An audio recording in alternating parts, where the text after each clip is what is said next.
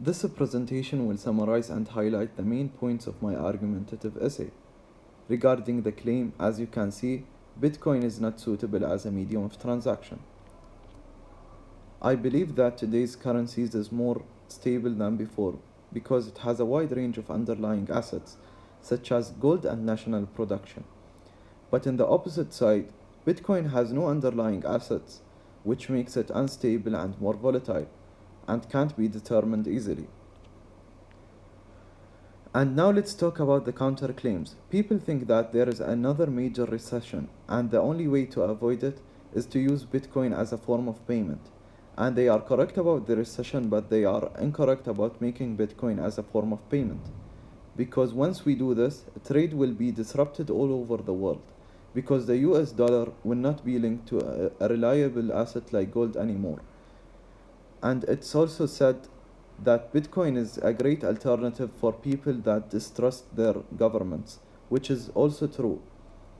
And this will let more extremist groups to develop. And now here is a short video that shows why Bitcoin can't replace fiat money. What is it about Bitcoin that gets you guys so fired up? Well, when you buy a farm, you look at the crop every year and what prices are, and you decide whether it was a satisfactory investment. I mean, you look to the asset itself and what it produces for you. When we buy a business, we look at what the business earns and decide how we feel about it in terms of what we paid.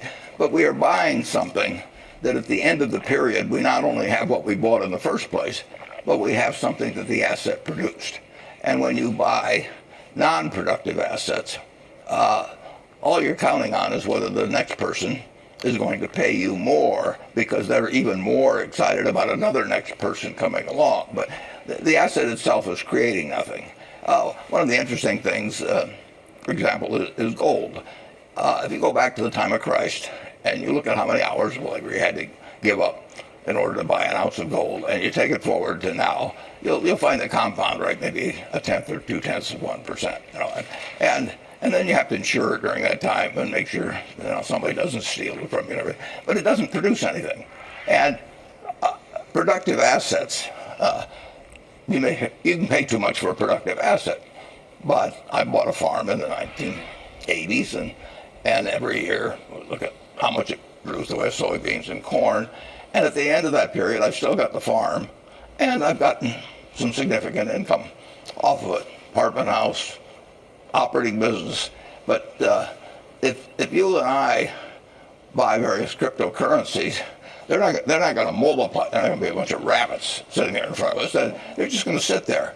And I got to hope next time you get more excited after I bought it from you, and then maybe I'll get more excited and buy it from you. And actually, we could sit in the house by ourselves, and we could keep running up the price between the two of us. But at the end of the time, there's one Bitcoin sitting there, and now we got to find somebody else, and they come to an end.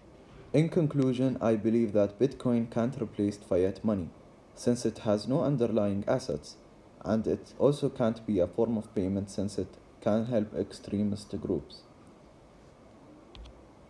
Thank you for your attention, and feel free to check out the references if you feel the need to do so.